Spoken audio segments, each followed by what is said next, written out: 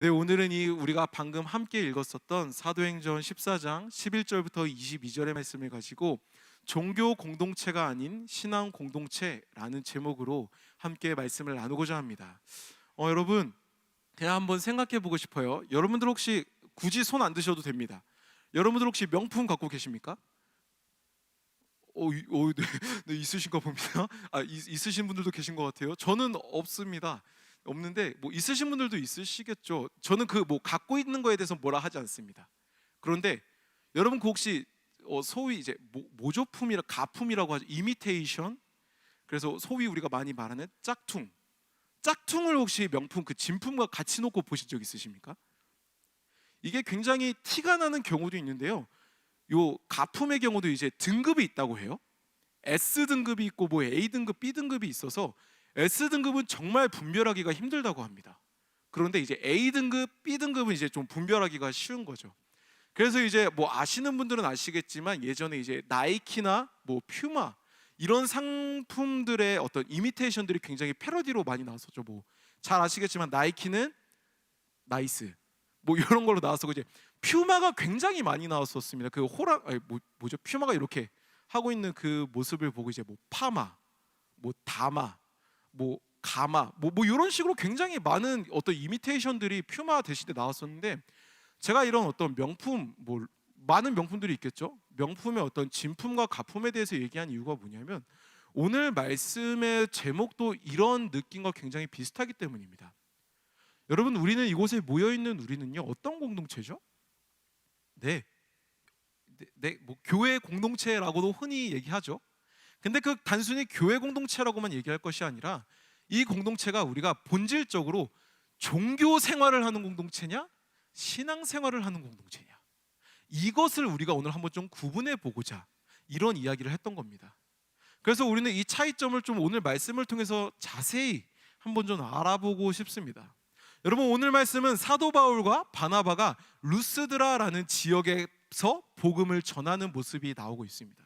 그래서 여기서 말하는 이제 루스드라는요, 그 지금으로 치면 터키의 그 하툰 사라이라는 어떤 작은 마을 근처에 위치해 있는 지역이었다고 해요. 그래서 지금은 뭐 그냥 작은 흔적으로 유적으로만 남아 있지만요, 그 로마 시대, 그 바울 시대 당시에는 그 오늘 말씀에 잠깐 나왔던 더베라는 지역과 더불어서 굉장히 중요 도시로 알려져 있었다고 합니다. 그래서 바울과 바나바는 이고니온에서 전도를 한 후에 그곳에서도 핍박이 일어나자 그곳에서 도망쳐서 오늘 말씀에 나오는 루스드라라는 지역에 나왔다는 거죠.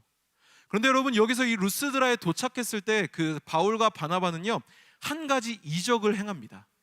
그 오늘 우리가 읽었었던 11절 그 위에 나오는 8절부터 나오는 내용인데요, 오늘 좀 우리가 같이 사도행전 14장 8절부터 10절까지의 말씀을 함께 한번 읽어보도록 하겠습니다. 함께 읽겠습니다.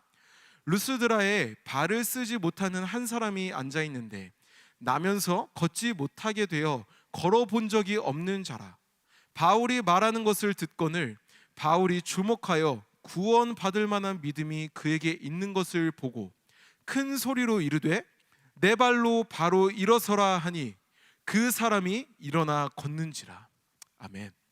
네, 여러분, 여기서 바울이 루스드라에 살던 태어날 때부터 걷지 못하는 그 사람을 말로 일으킨 겁니다.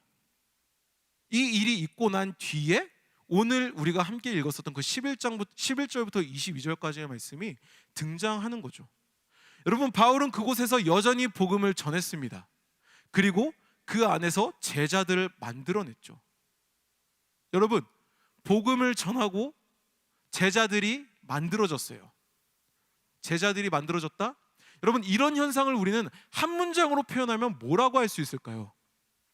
복음이 전해졌고 그 복음에 의해서 제자들이 생겨났다. 이런 이 두 문장을 한 문장으로 또 요약해 본다면 교회 공동체가 만들어진 거죠. 다른 말로 표현해 보면 신앙 공동체가 만들어진 겁니다. 여러분, 여러 사건들이 있었고 여러 상황들이 있었지만 그 시간 속에서 바울은 신앙 공동체를, 교회 공동체를 그 루스드라라는 지역 속에 만들었던 거예요. 여러분, 저는 여기서 한 가지 좀 여러분들에게 질문을 던져보고 싶습니다. 여러분, 우리도 이런 신앙 공동체를 만들 수 있을까요? 괜히 질문을 한 건 아닌 것 같아요. 아마 여러분들 마음 가운데, 여러분들 생각 가운데에 대답을 한 가지씩은 했을 거예요. 결론을 한 가지씩은 내렸을 겁니다. 근데 저는 확실히 대답할 수 있어요.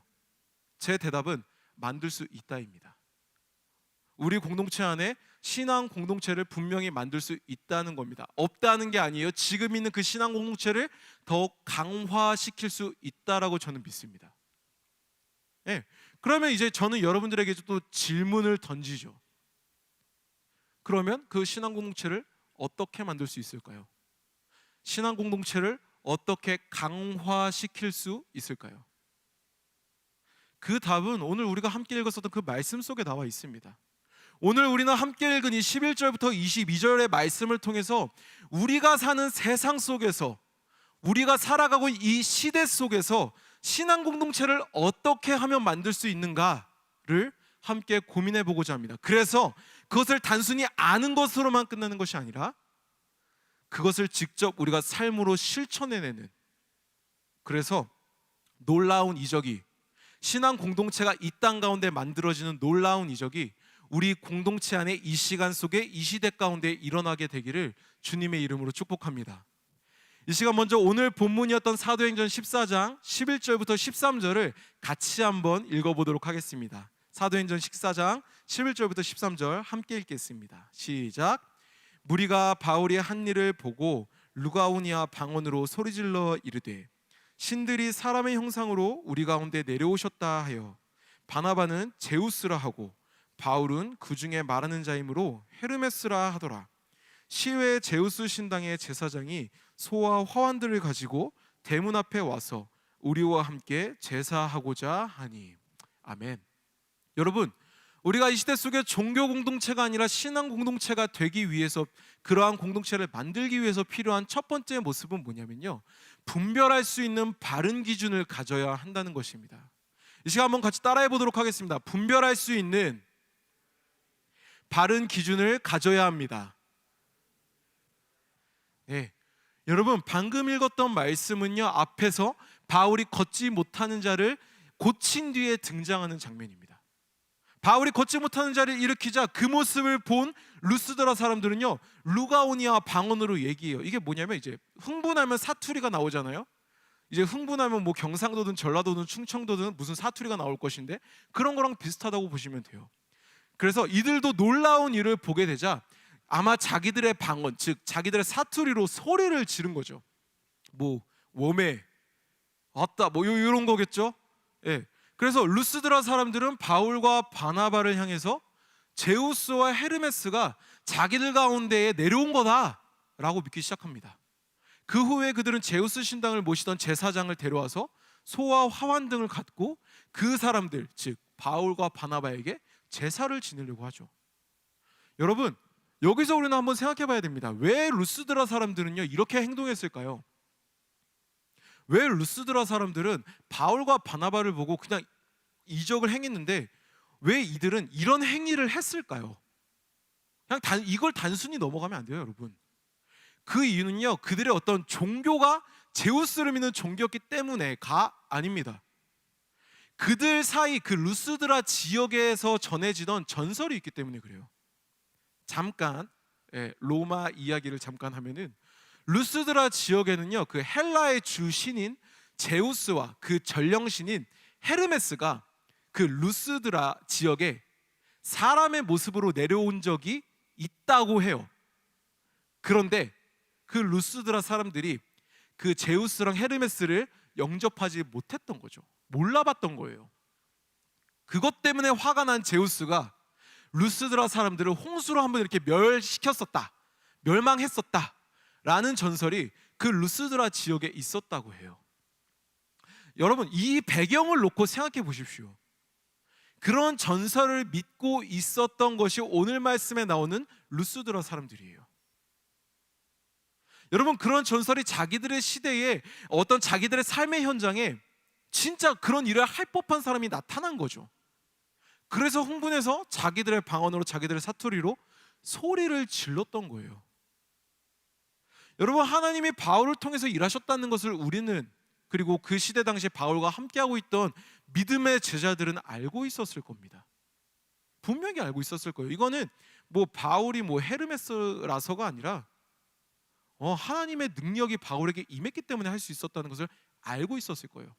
하지만 같은 사건을 루스드라 사람은요 전혀 다른 모습으로 보고 있었던 거죠. 다르게 보고 있었다는 거예요. 제우스와 헤르메스가 나타났다. 여러분, 여기서 우리가 생각해 봐야 될 게 있습니다. 그것은 뭐냐면 이런 차이를 불러일으키는 원인이 뭐냐는 거예요. 한 사건을 두고 봤는데, 똑같이 한 사건을 봤는데 왜 이 사건을 다르게 해석하냐는 거죠. 그것은요 쉽습니다. 사건을 해석하는 기준이 달랐던 거예요. 그렇죠? 바울 팀, 팀이라고 표현을 할게요. 바울 팀과 루스드라 팀은 그 사건을 해석하는 기준이 달랐던 거예요. 정확히는 어떤 사건을 놓고선 그 사건을 보는 시선이 달랐던 거죠. 시각이 달랐던 거죠. 일단 바울과 바나바는 하나님을 향한 믿음이 있었습니다. 믿음이 있었기 때문에 걷지 못하는 자를 일으킬 수 있었죠. 믿음이 있었기 때문에 뭐 이렇게 치료를 하고 뭘 하는 게 아니라 그냥 바울이 담대하게 외치죠. 일어서라. 네, 이렇게 외칩니다. 하지만 루스드라 사람은 어떻습니까? 바울과 바나바를 향해 앞서 얘기했던 것처럼 다른 신이라고 얘기하고 있습니다. 여러분, 제가 앞서 얘기했었던 루스드라에 내려오는 전설, 그리고 방금 얘기했던 그 어떤 사건을 바라보는 시각의 차이를 연결시켜서 생각해 보십시오. 루스드라 사람들의 마음의 기준은 뭐였을까요? 바울과 바나바를 향해서 제우스다, 헤르메스다 이렇게 외친 그들의 마음의 기준은 뭐였을까요? 네, 전설입니다. 단순히 근데 전설이 아니죠. 전설로 인해 내려온 두려움이죠. 그 두려움이 정확히는 어떤 전설, 팩트인지 논 팩트가 아닌 그 전설을 가지고 두려움을 갖고 그 두려움이 그들의 경험이 되어버린 거죠. 바울과 바나바가 사람을 고쳤을 때에 여러분 생각해 보십시오. 보통 평범한 사람이라면 어떻게 할까요? 여러분, 제가 만약에 그런 능력이 하나님이 주시면 있겠지만, 제가 만약에 여기서 뭐 눈이 나쁜 사람에게 이렇게 안수를 해서 딱 보여줬다고 합시다. 여러분들 어떻게 반응하시겠습니까? 아마 몇몇 분들은 우리나 함께 찬양을 할 것입니다. 하지만 그 가운데 몇몇 분은 저도 그 능력 가질 수 있나요? 라고 물어볼 거예요. 근데요 여러분, 아니 오늘 말씀을 보세요. 바울과 바나바가 사람을 고쳤을 때 보통 평범한 사람이라면 어떻게 이런 일을 할 수 있습니까? 라고 물어볼 거예요. 하지만 루스드라 사람들이 보였던 태도는 뭐였냐면요, 자기들의 사투리로 외쳐요. 신들이 사람의 모습으로 우리에게 내려왔다. 야 대박, 오메 신이 지금 사람으로 내려왔어 라고 외치고 있다고요. 그러자 그 소리를 들은 제우스 제사장이 황소 몇 마리와 화환을 가지고 옵니다. 어디선가? 그리고는 군중들을 모아요. 그리고 제사를 지내려고 해요.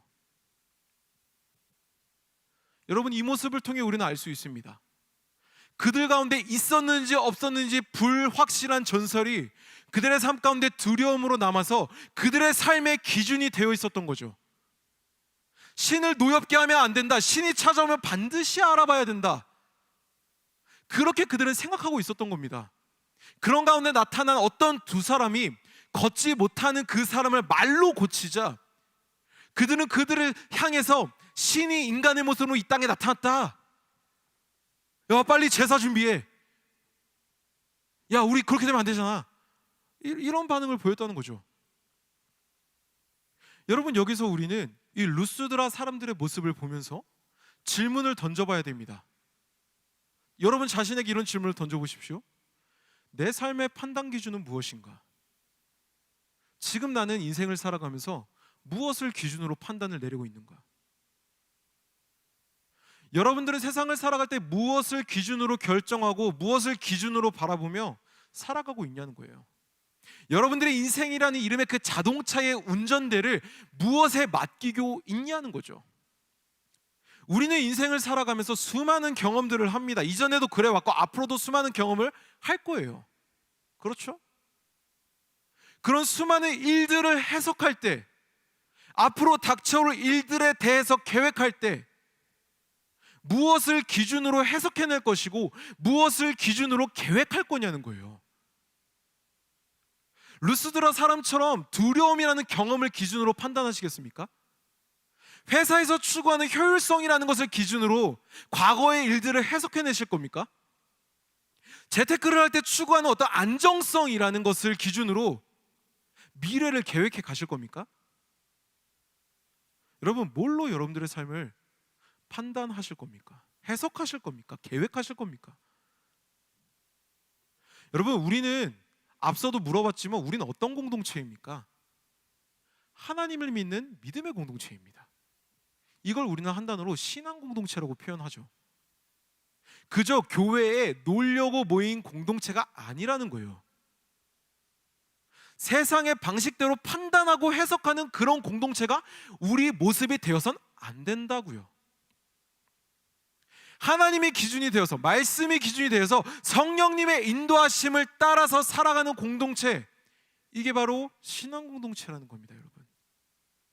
그런 모습을 지향하며 그런 삶을 살아내기를 원하는 사람들이 모인 공동체, 그게 바로 신앙 공동체, 그리고 교회라고 하는 겁니다. 여러분, 우리는 루스드라 사람들처럼 하나님의 일하심을 어떤 다른 것으로 해석해서는 안 됩니다. 하나님의 인도하심을 다른 그 어떤 것으로 대체해서는 안 됩니다. 하나님의 일하심에 대해서, 하나님의 인도하심에 대해서 하나님 안에서 함께 고민하고 함께 나누는 공동체가 되어야 됩니다. 그래서 청년들끼리, 공동체끼리, 지체들끼리 함께 모여서 삶의 문제와 상황을 나누고 그 가운데에 하나님의 뜻을 말씀과 기도로 분별하며 세상 속에서 그리스도인으로 살아가려고 치열하게 같이 응원하고 같이 고민하는 것, 이게 바로 신앙 공동체의 모습이고 우리에게 필요한 모습이라는 겁니다, 여러분. 여러분들, 질문해 봅니다. 이런 모습 우리 안에 있습니까? 네, 있을 거예요. 있을 겁니다. 그런데요, 그 모습이 자연스러우십니까? 그 모습이 익숙하십니까? 공동체 안에서 어떤 모습이 여러분들에게 익숙하십니까? 교회 공동체 안에서 여러분들 어떤 모습이 여러분들에게 편안하십니까? 여러분들 기억하십시오. 우리는 신앙 공동체입니다. 우리는 교회 공동체입니다. 놀지 말라는 게 아니에요.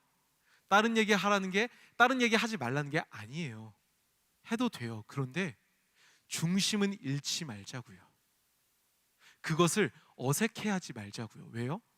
네, 우리의 본질은 신앙 공동체니까요.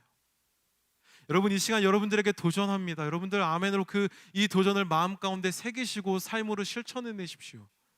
예배 시간 외에 어디서든지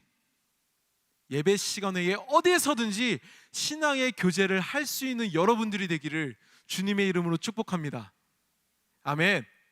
그래서 그 교제를 통해서 더욱더 하나님을 알아가고 닮아가는, 그래서 하나님의 기준이 되는 귀하고 아름다운 우리 공동체가 되기를 주님의 이름으로 축복합니다.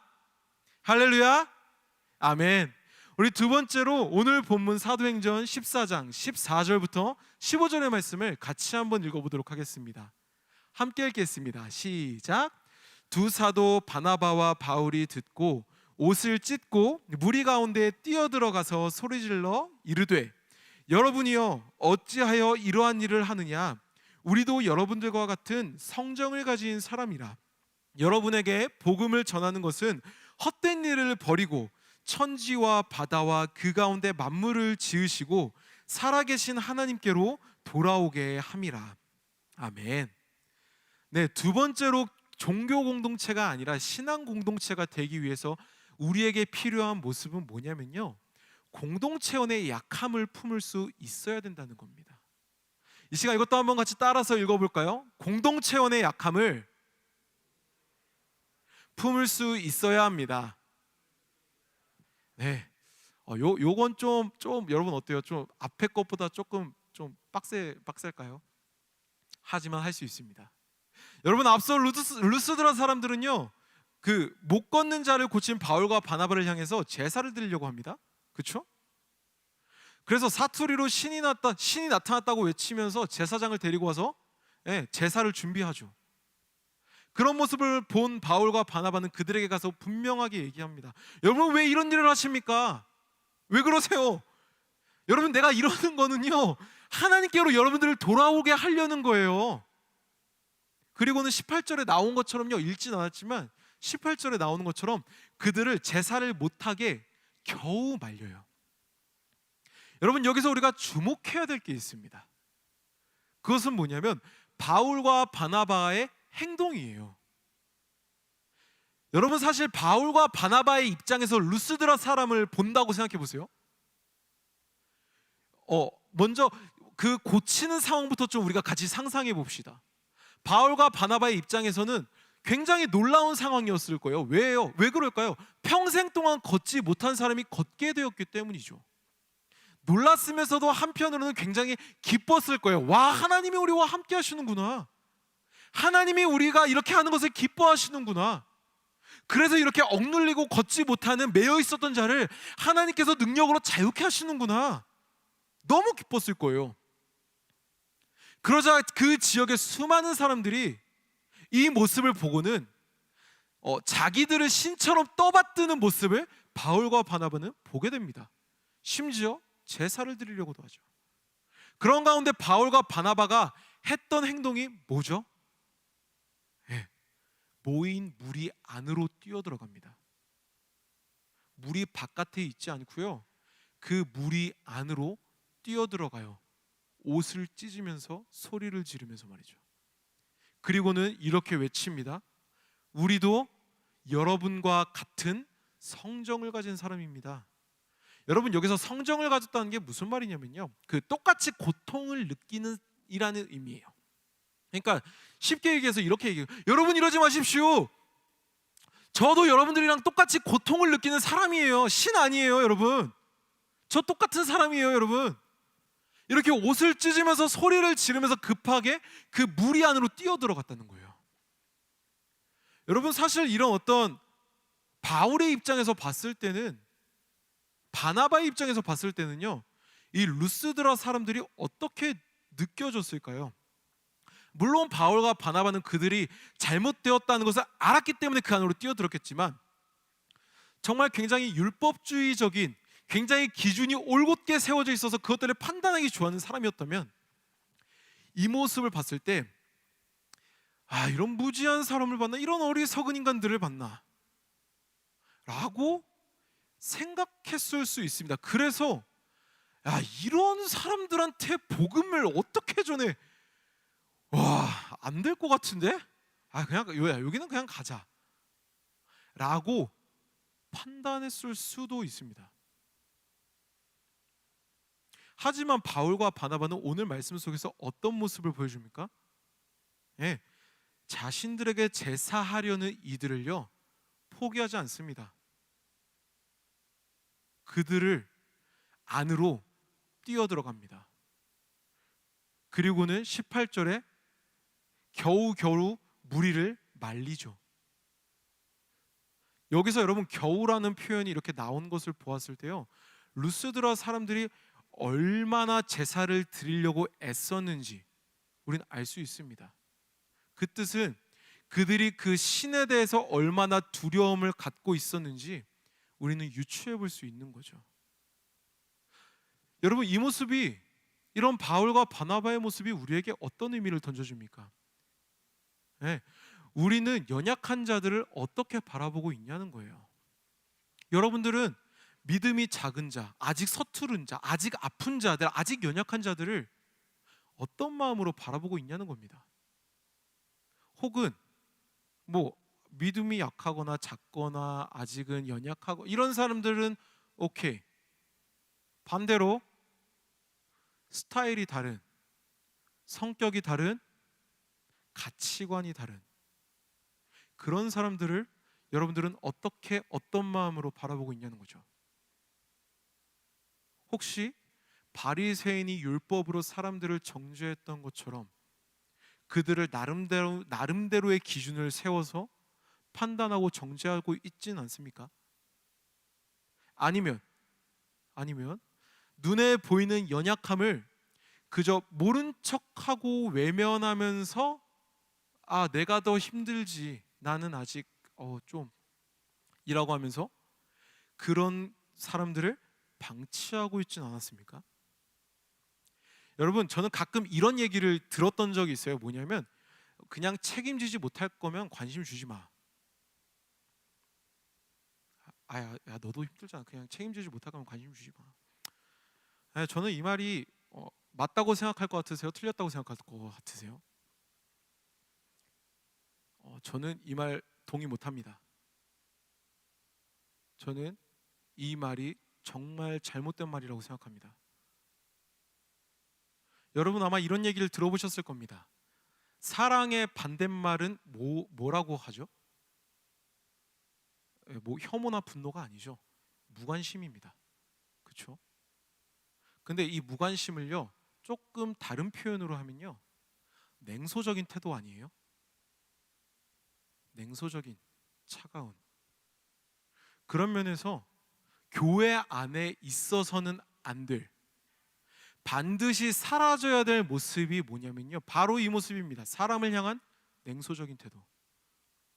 나와 맞지 않는다는 그 이유만으로 누군가를 냉소적으로 대한다면 그것만큼 하나님과 동떨어진 모습은 없습니다, 여러분. 왜 그렇게 얘기할까요? 하나님께서는 그렇게 하지 않으셨기 때문에 그렇죠. 예수 그리스도께서는 그렇게 하지 않으셨기 때문이죠. 성령 하나님께서는 지금도 그렇게 하고 있지 않으시기 때문이죠. 여러분, 로마서 5장 8절에서 사도 바울은요, 예수님의 사랑에 대해서 이렇게 이야기하고 있습니다. 제가 한번 읽어드릴게요. 눈으로 한번 따라 읽어보십시오. 제가 읽어드리겠습니다. 우리가 아직 죄인 되었을 때에 그리스도께서 우리를 위하여 죽으심으로 하나님께서 우리에 대한 자기의 사랑을 확증하셨느니라. 아멘. 아멘입니다. 아멘이죠. 이게 우리의 삶의 소망이 되죠. 죄인이었던 우리를 포기하지 않으시고 끝까지 붙드셔서 우리를 위하여 죽으셨고 우리에 대한 자기의 사랑을 확증하신 게 하나님이십니다. 예수님이 여러분 냉소적인 분이셨다면 말도 안 되지만요, 만약에 상상이라도 해봅시다. 예수님이 냉소적인 분이셨다면 어떻게 하셨을까요? 죄인인 우리를 거들떠보지도 않으셨을 거예요. 하지만 존재 그 자체가 사랑이신 하나님이시기 때문에 그러실 수가 없었던 거죠. 죄인인 우리를 위해서 대신 죽으신 거죠. 그렇게 하심으로 말미암아 우리를 향한 자기의 사랑을 확증하셨다는 겁니다. 그런 하나님의 형상이, 하나님의 모습이, 하나님의 성품이 우리 안에 분명하게 삶으로 나타나야 된다는 거예요. 왜? 우리는 하나님의 자녀니까요. 우리는 예수 그리스도의 그 십자가 사건으로 인해서 의롭게 된 자니까요. 그 예수 그리스도를 믿는 성도니까요. 여러분 한번 좀 물어보고 싶습니다. 무거운 건 아니에요. 여러분 그 어렸을 때 이렇게 방울토마토 심어보신 적 있습니까? 있으실 거예요. 있으시죠? 여러분들 식물 사랑하시죠? 예. 식물을 심어보신 적 있을 겁니다. 씨앗을 심어보신 적이 있을 거예요. 여러분, 한 씨앗이 싹이 나고 잎이 나서 열매를 맺을 수 있는 이유가 무엇일까요? 그건 뭐냐면 땅이 그 씨앗을 품고 있기 때문이죠. 땅이 만약에 그 씨앗이 마음에 안 들어서 내쳤다면 그 씨앗은 자랄 수 없습니다. 땅이 그 씨앗을 품어서 영양분을 주고 온기를 줬기에, 보호했기에 그 씨앗은 싹이 나고 잎이 나서 열매를 맺을 수 있었던 거죠. 여러분, 우리 신앙 공동체도 이와 똑같다는 겁니다. 똑같습니다. 한 영혼이 성장하기 위해서는요, 그 영혼을 공동체가 함께 품어줘야 돼요. 비가 오나 눈이 오나 바람이 부나 그 영혼의 씨앗을 우리가 함께 기도의 온기로 품어줘야 돼요. 그렇게 품어줘서 시간이 지나면 어떻게 될까요? 네, 작은 싹이 납니다. 그래서 천천히 같이 성장하죠. 한 영혼을 품어줄 수 있는 우리 공동체가 되기를 주님의 이름으로 축복합니다. 그래서 한 영혼이 자라나고 자라난 그 영혼이 또 다른 영혼을 품어서 다른 영혼을 또 자라나게 하는 그런 아름답고 귀한 역사가 우리 공동체 안에 일어나게 되기를 주님의 이름으로 축복합니다. 아멘. 여러분, 이 시간에 우리가 두 가지를 함께 나눠봤어요. 첫 번째는 뭐였냐면 이 신앙 공동체를 세워가기 위한 두 가지를 함께 나눴는데, 첫 번째는 뭐였어요? 네, 분별할 수 있는 바른 기준이 있어야 된다 했어요. 두 번째는 뭐였냐면 공동체의 약함을 품을 수 있어야 된다고 했어요. 이런 과정들을 우리가 삶으로 살아내면은 분명히 우리는 신앙 공동체가 될 수 있습니다. 그런데 여러분, 중요한 건 여기서 끝나지 않아요. 그럼에도 계속해서 공동체를 향해서 고난이 옵니다. 시험이 옵니다. 어려움이 옵니다. 왜일까요? 네, 우리가 살아가고 있는 이 세상은요, 천국이 아니기 때문이죠. 우리가 살아가고 있는 이 온 땅과 이 세대는요, 모두가 하나님을 믿지 않기 때문에 그래요. 하나님의 가치관이 없는 곳이 있기 때문에 그래요. 그런 다른 가치관 속에서 우리는 살아가기 때문에 그렇죠. 그 과정을 통해서 우리는 많은 어려움을 경험할 겁니다. 실패를 맛볼 수도 있고 좌절을 맛볼 수도 있을 것이고 어려움과 고통을 경험할 수도 있습니다.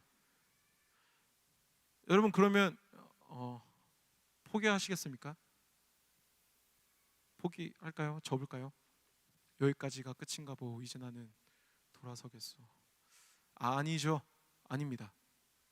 그때 우리에게 필요한 태도가 있다면 오늘 말씀에 나온 바울과 바나바의 모습입니다. 마지막으로 사도행전 14장 20절부터 22절을 함께 보고 싶은데요, 제가 읽어드리겠습니다. 눈으로 따라 읽어주십시오. 제가 읽어드리겠습니다. 제자들이 둘러섰을 때에 바울이 일어나 그 성에 들어갔다가 이튿날 바나바와 함께 더베로 가서 복음을 그 성에서 전하여 많은 사람을 제자로 삼고 루스드라와 이고니온과 안디옥으로 돌아가서 제자들의 마음을 굳건하게 하여 이 믿음에 머물러 있으라 권하고, 또 우리가 하나님의 나라에 들어가려면 많은 환난을 겪어야 할 것이라 하고. 아멘. 여러분, 복음을 전하자 유대인들은 또 와서 핍박합니다. 이번엔 돌에 맞습니다. 죽기 직전까지 맞아요.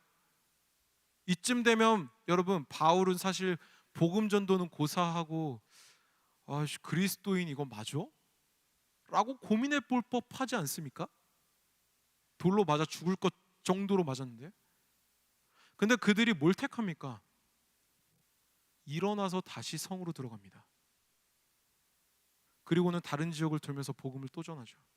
이 말은 뭡니까? 복음 전도를 멈추지 않았다는 거예요. 오히려 신앙 공동체를 위해서 그들은 더욱더 힘썼다는 거죠. 더욱더 한 걸음 한 걸음 내딛었다는 거죠. 여러분, 이게 바로 신앙 공동체를 만들어갈 때 꼭 필요한 기초입니다. 분명히 여러 문제가 다가올 겁니다. 그 문제로 인해서 삐그덕거릴 수도 있어요. 흔들릴 수도 있어요. 좌절이 올 수도 있어요. 어쩌면 그 안에서 성도 간의 다름으로 인해서 갈등이 일어날 수도 있습니다. 하지만 그런 가운데 우리에게 필요한 것이 있다면 뭡니까? 네, 흔들릴지언정 포기하면 안 된다고요. 힘써 공동체를 지켜내야 한다고요. 함께 그 문제와 상황을 놓고 고난이 찾아왔을 때에, 어려움이 찾아왔을 때에 그 문제, 그 상황을 놓고 하나님의 도우심을 함께 구해야 한다고요. 함께 기도함으로 그 문제와 상황을 고민해야 된다고요. 느릴지라도 함께 기도하며 말씀을 붙들고 한 걸음 한 걸음 나아간다면 그것은 분명 성공한 것이라고요. 누구의 기준에서? 하나님의 기준에서요. 여러분, 이제 말씀을 정리합니다. 여러분, 성경은 오늘 우리에게 에베소서를 통해서 이렇게 얘기하고 있습니다. 에베소서 4장 3절부터 4절인데요, 이 말씀을 여러분들의 마음속에 새기십시오. 제가 읽어드리겠습니다. 평안에 매는 줄로 성령이 하나 되게 하신 것을 힘써 지키라. 몸이 하나요 성령도 한 분이시니 이와 같이 너희가 부르심의 한 소망 안에서 부르심을 받았느니라. 아멘. 여러분, 예배 공동체로, 신앙 공동체로 부름받은 여러분, 성령님이 하나 되게 하신 것을 힘써 지키십시오. 우리 공동체는 친목 공동체가 아닙니다. 음악 공동체도 아닙니다. 봉사 공동체도 아닙니다. 운동 공동체도 아니에요. 하나님께 지음받은, 예수님을 그리스도로 믿는, 그래서 성령님으로 하나 된 우리는 신앙 공동체입니다. 성령님께서 하나 되게 하신 이 신앙 공동체를 잘 지켜나가는 여러분들이 되기를 주님의 이름으로 축복합니다. 그래서 우리들의 모습을 통해서 이 세상 가운데에 하나님의 나라가 나타나기를, 아니 하나님의 나라가 전해지기를, 그래서 하나님의 사랑이 흘러가기를 주님의 이름으로 축복합니다. 아멘. 여러분, 이 시간 우리가 같이 한 가지 좀 먼저 기도하면서 우리가 이제 그 삶의 자리 가운데로 나아가고 싶은데요.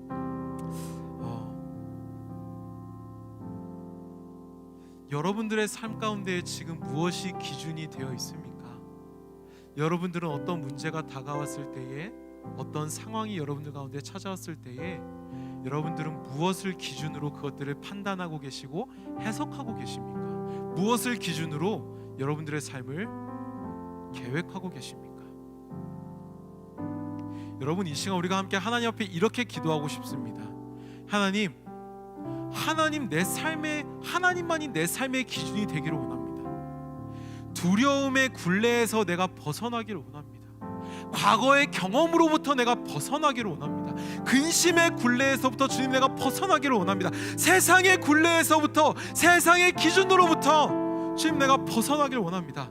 오직 하나님만이 내 삶의 기준이 되어 주시옵소서. 다른 그 어떤 것이 아니라 나를 사랑하시는, 나를 지으신 그 하나님만이 내 삶의 기준이 되게 하여 주시옵소서라고 이 시간 우리의 삶을 하나님께 맞추시면서 같이 한번 마음을 모아 기도하며 나가도록 하겠습니다. 기도하시겠습니다. 아버지 하나님, 감사합니다. 주님, 그렇습니다. 주님, 내 삶의 기준이 무엇입니까? 지금 내가 세상 속에서 살아갈 때에, 학교 가운데에서 공부를 할 때에, 시험을 준비할 때에, 미래를 준비할 때에, 나의 앞날을 준비할 때에, 과거에 있었던 일들을 이렇게 판단할 때에 무엇을 기준으로, 무엇을 근거로 나는 그것들을 해석하였고 그것들을 계획하였으며 그것들을 판단하였습니까? 하나님, 혹시 내 안에 있는 두려움이 그 기준이 되진 않았습니까? 혹시 내 안에 있는 근심이 그것의 기준들이 되진 않았습니까? 혹시 내 안에 있는 세상의 기준들이 내 삶의 기준이 되지 않았습니까? 사람의 소리들이 내 삶의 기준이 되지는 않았습니까? 하나님, 내가 간절히 하나님 앞에 간구하며 나아갑니다. 주님만이 내 삶의 기준이 되게 하여 주시옵소서.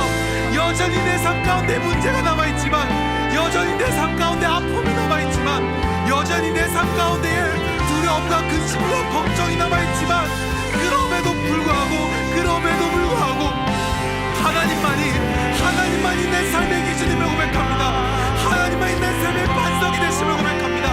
하나님만이 내 삶의 참된 인도자가 되심을 고백하며 나아갑니다. 주님 보셔서 우리의 기준이 되어 주시옵소서. 우리의 삶의 근거가 되게 하여 주시옵소서. 내가 하나님을 믿기 때문에 살아간다. 내가 하나님과 함께하기 때문에 오늘도 살아간다 고백하는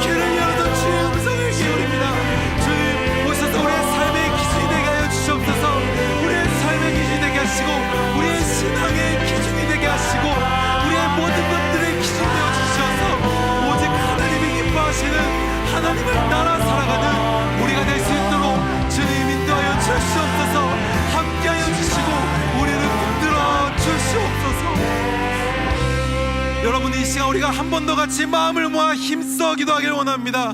여러분, 이 시간 우리가 공동체를 위해서 함께 기도하기를 원합니다. 하나님, 우리 공동체의 기준이 되어 주시옵소서. 우리의 공동체의 기준이 세상이 되어지는 것이 아니라, 과거의 아픔이 되어지는 것이 아니라, 과거의 경험이 되어지는 것이 아니라, 지금 이 시간 우리와 함께 하시는 하나님이 우리의 기준이 되기를 원합니다. 주님 오셔서 우리 공동체를 붙들어 주시옵소서. 우리 공동체를 인도하여 주시옵소서라고 이 시간 같이 다시 한번 우리 공동체를 위해서 기도하며 나아가도록 하겠습니다. 기도하시겠습니다. 아버지 하나님, 그렇습니다. 주님, 우리 공동체가 누구의 것입니까? 우리 공동체가 어떤 공동체입니까? 우리의 교회가 어떤 교회입니까? 다른 교회가 아닙니다. 다른 공동체가 아닙니다. 다른 것을 추구하는 공동체가 아닙니다. 하나님을 따르는 공동체이고, 하나님을 갈망하는 공동체이고, 하나님을 바라보는 공동체이며, 하나님을 닮아 살아가기를 원하는 신앙 공동체임을 다시 한번 고백하며 나아갑니다. 주님, 우리 공동체를 붙들어 주시옵소서. 우리 한 사람 한 사람의 공동체를, 모여있는 이 공동체를 주님 붙들어 주시고 인도하여 주시옵소서. 그래서 우리의 과거의 경험들이 우리의 기준이 되어지지 않게 하시고, 우리의 매여있던 것들이 우리 삶의 기준이 되지 않게 하시며, 익숙했던 것들이 우리의 기준이 되어지는 것이 아니라, 오직 지금 우리와 함께 하시는, 우리를 다스리시는, 우리를 통치하시는 그 하나님만이 우리의 왕이 되어줄 수 있도록, 그 하나님만이 우리 공동체의 기준이 되어줄 수 있도록 주님 인도하여 주시옵소서. 하나님을 우리가 바라봅니다. 우리가 하나님을 따릅니다. 하나님, 이 시간 우리가 우리 공동체를 주께 맡겨드립니다. 더 이상 우리 안에 하나님의 것을 나눌 때에 어색함이 없게 하여 주시옵소서. 그 움직임이 일어나게 하여 주시옵소서. 그 운동이 일어나게 하여 주시옵소서. 과거의 어떤 익숙함을 탈피하여서 새로운 곳으로 나아가는 성령 하나님의 인도하심을 따라 그 한 걸음 한 걸음을 나아가는 우리 공동체가 되게 하여 주시옵소서. 그러므로 말미암아 온전히 하나님의 일하심을 우리가 함께 바라보며 그 일하심에 동참하는 귀하고 아름다운 우리 공동체가 되기를 소망합니다. 하나님, 우리 공동체를 붙들어 주시옵소서. 우리 공동체와 함께하여 주시옵소서. 한 명 한 명 지체들을 주님 붙드시고 인도하여 주시옵소서. 상처들로부터 자유케 하여 주옵시고, 아픔들로부터 자유케 하여 주옵시며, 과거로부터 자유케 하심으로 말미암아 온전히 하나님을 닮아가는 신앙 공동체가 될 수 있도록 주님 우리와 함께하여 주시옵소서. 우리 공동체 가운데 왕으로 임하시고 다스려 주시옵소서. 주님을 찬양 가운데 오셔서 다스려 주시옵소서. 함께 같이 고백하며 나아갑니다. 주님의 나라와 뜻이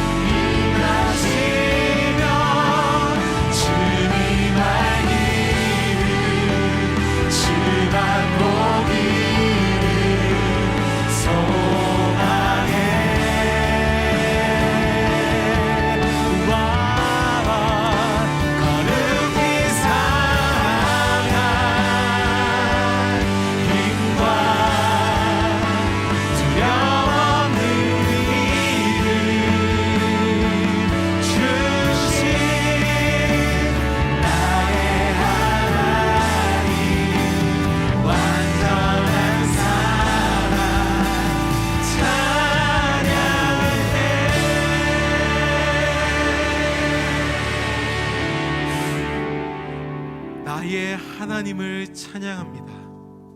우리의 하나님을 찬양합니다. 하나님, 오셔서 우리의 고백을 받아 주시옵소서. 우리가 다른 공동체가 되지 않습니다. 다른 공동체를 원하지 않습니다. 오직 우리가 하나님을 찬양하고 오직 우리가 하나님을 바라보는 신앙 공동체가 되기를 주님, 우리가 갈망합니다. 하나님 오셔서 우리 한 사람 한 사람의 그 귀하고 아름다운 소중한 그 마음 가운데에 찾아가 주시옵소서. 그래서 그들의 마음 가운데에 여전히 눌려 있는 것들이 있다면 두려움과 걱정과 아픔과 상처와 여전히 그 신앙을 하게 함에 있어서 가로막고 발목을 잡는 것들이 있다면 주님, 그 발목의 쇠사슬을 풀어주시고 하나님과 함께 기쁨으로 예배하는 귀하고 아름다운 우리 청년들이 될 수 있도록, 우리 3040 세대가 될 수 있도록, 우리 멘토님들이 될 수 있도록 주님 인도하여 주시옵소서. 하나님 앞에 우리 공동체를 맡겨드립니다.